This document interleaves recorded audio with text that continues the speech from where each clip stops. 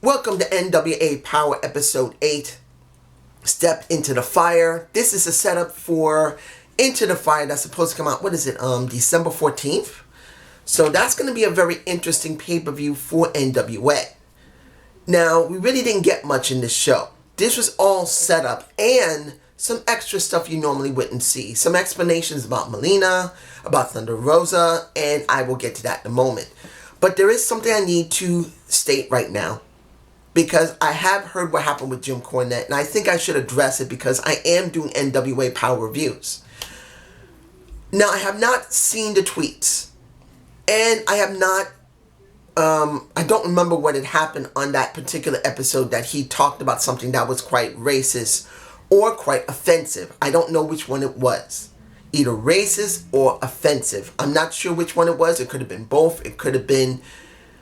Look, when it comes down to it, when it comes to Jim Cornette is the old school style of wrestling promoter, manager, and semi-quasi wrestler. Because he has wrestled a little bit even though it wasn't full heavy wrestling. Look, I'm not going to condone what the guy did. I'm not. But this is expected from those who are from the older generation of wrestling. They make mistakes. They say stuff they're not supposed to. And if it was an offensive thing, not a racist thing, how can I say this?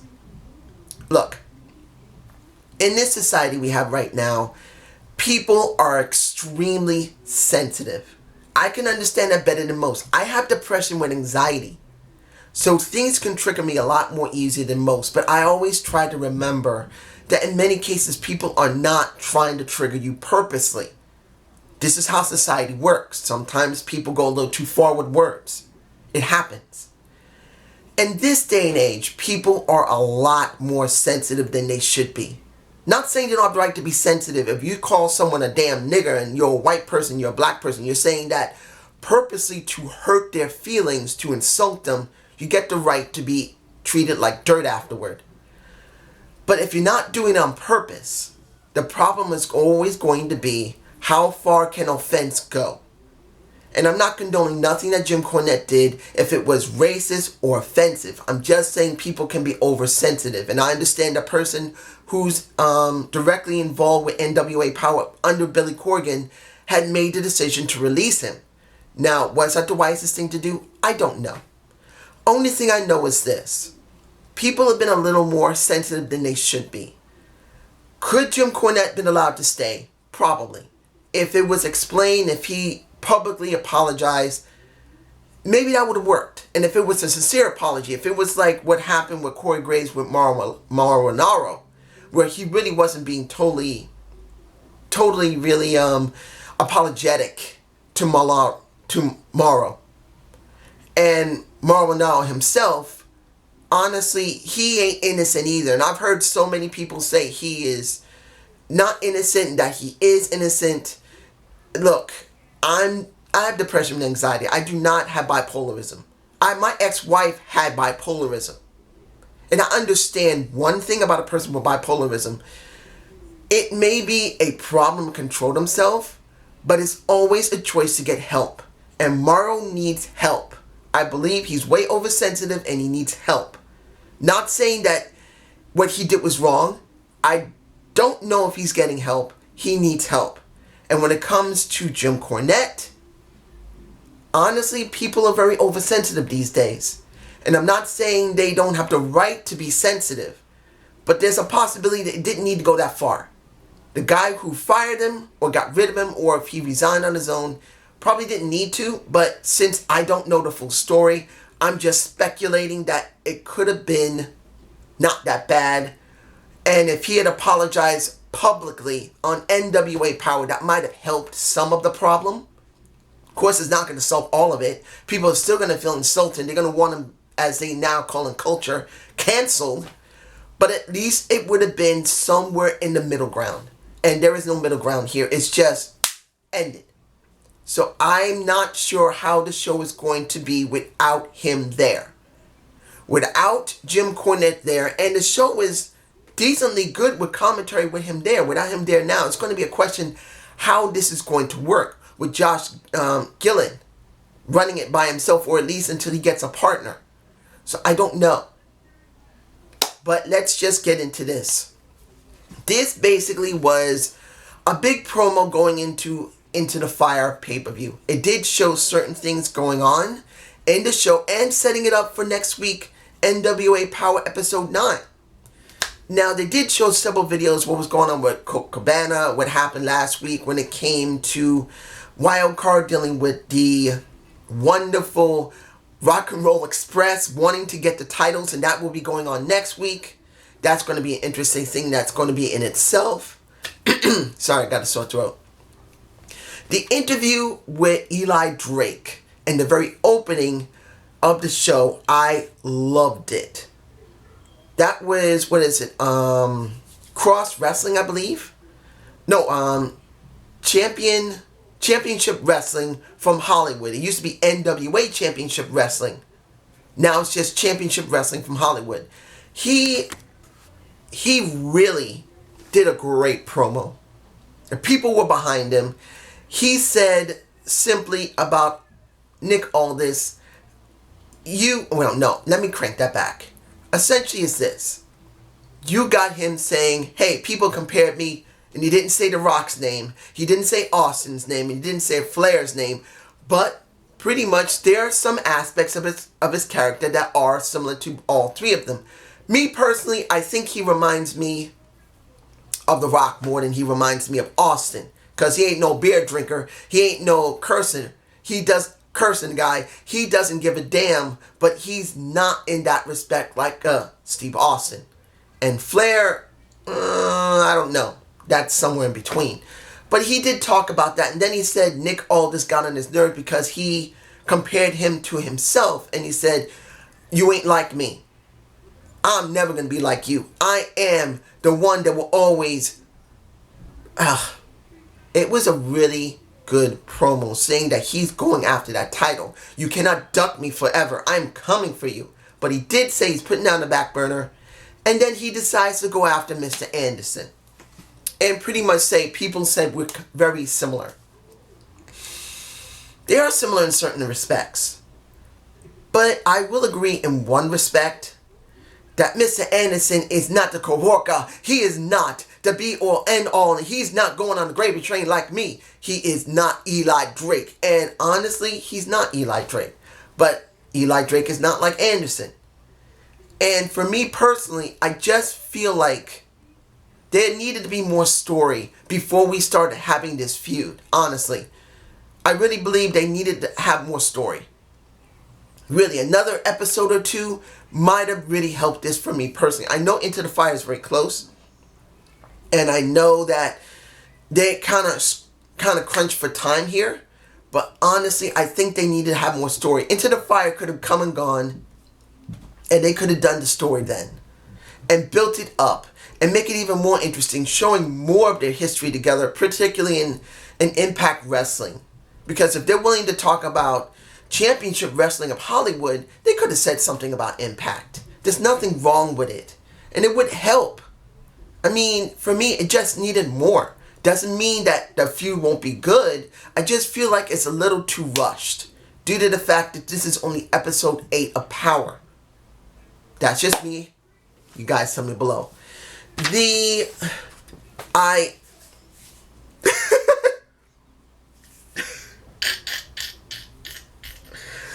question mark versus Shane Dawson. You got the little talk with Martinez. And not Martinez. I'm sorry.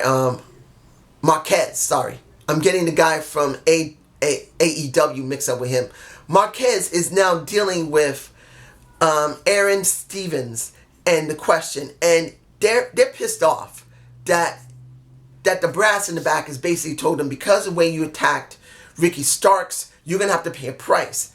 And this is your price. And it's okay, fine. We're going to have a match in the arena with nobody there. And if question mark loses, he's got to have his mask taken off. But if he wins, the Dawson's going to have to do Shakespeare. And when I heard that, I said, wait, what?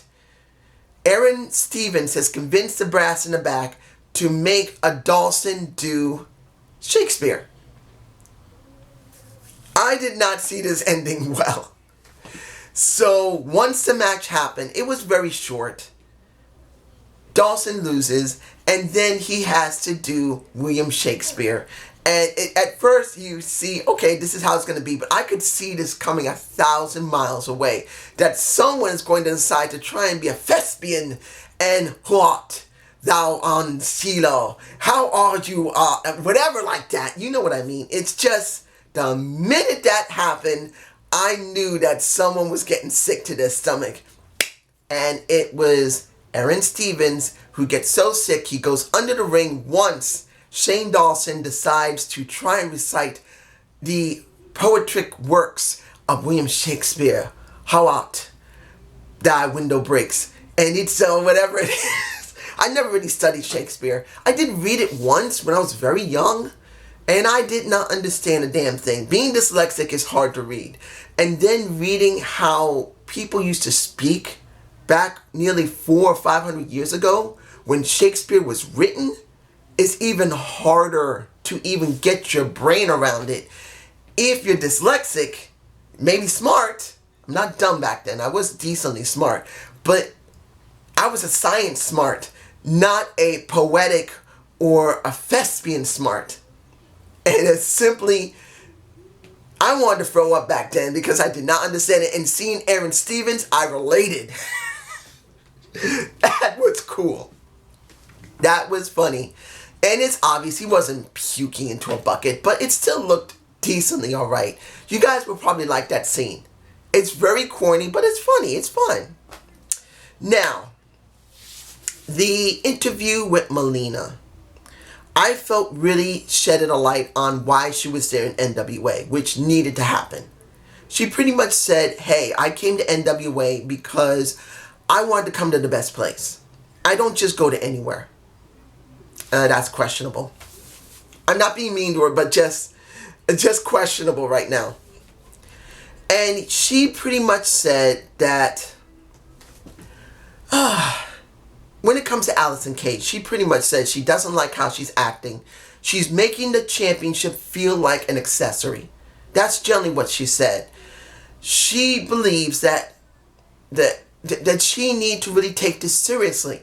Yeah, she even said it herself. Yeah, I've been a bitch, but I always made sure anyone who went into that ring, I made them understand they had to fight for it.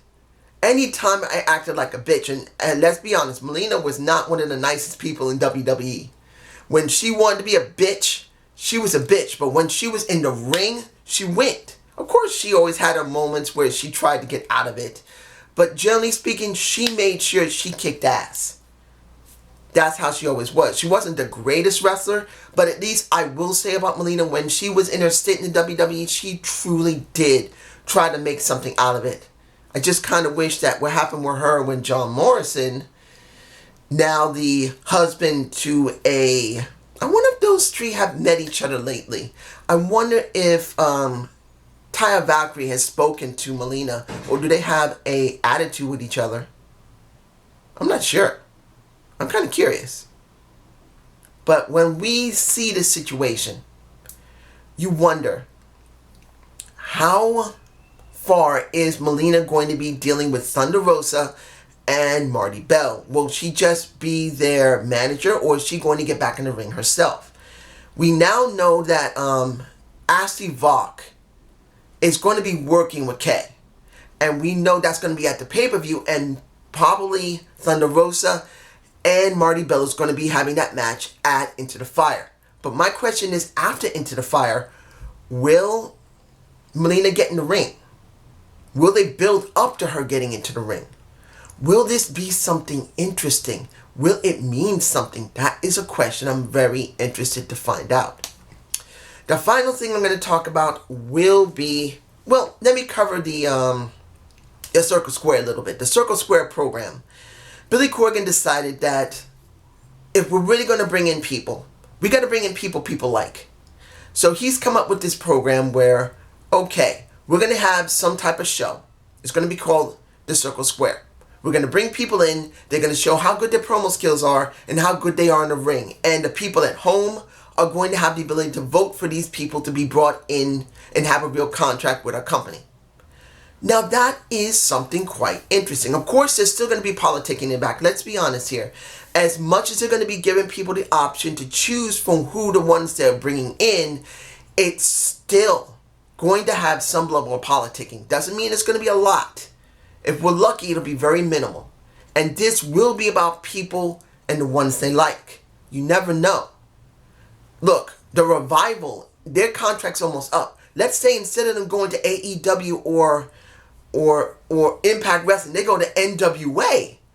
Because they just came off of going to WWE. If they go to NWA, that would be a huge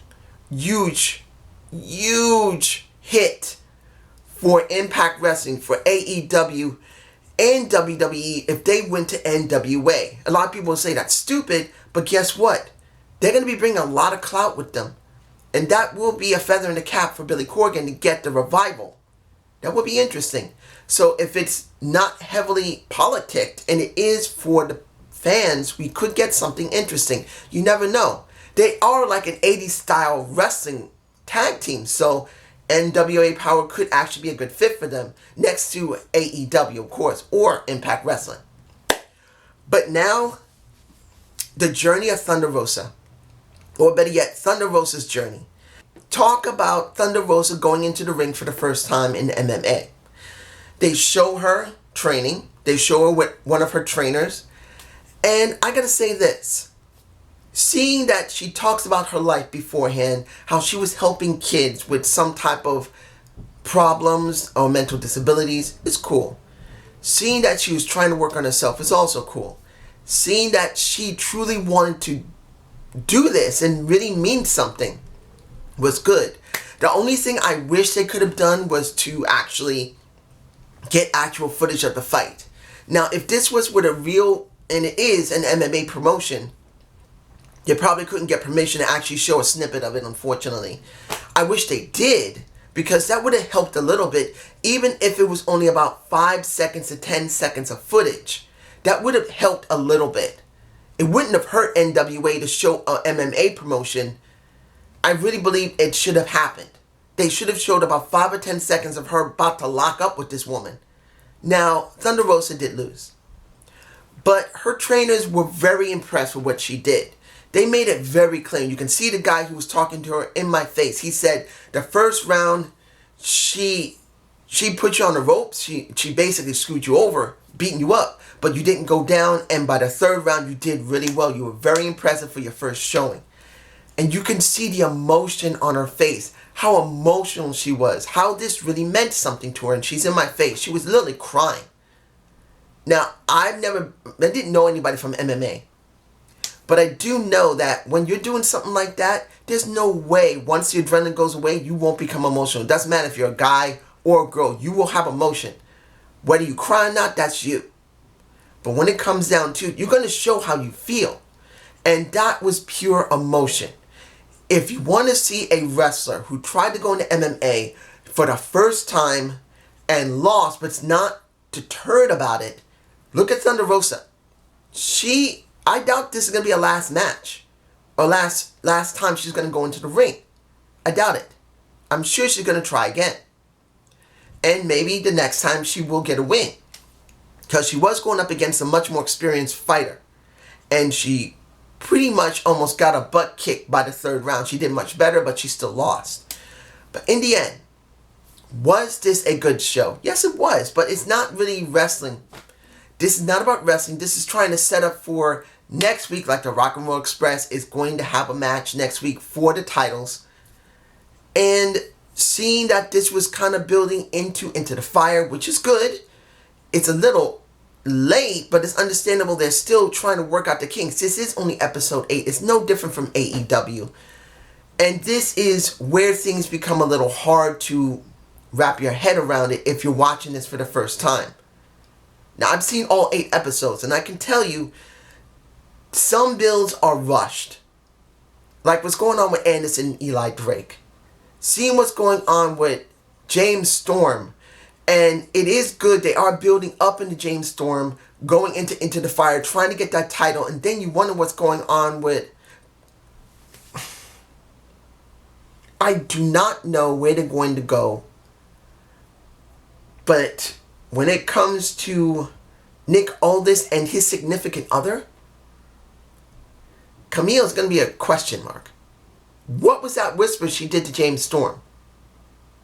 I'm very curious on how they're going to build not to Into the Fire, but after Into the Fire. Because Into the Fire, that will be either episode 10 or 11 after Into the Fire is done. So the question is going to be what they're going to gain after the pay-per-view. But this is just me. You guys tell me below. Have a good day. Have a good night. And enjoy your Thanksgiving. If anybody's celebrating it. Me, not celebrating. I don't have no family to deal with right now. But I hope you are enjoying yourself. Peace.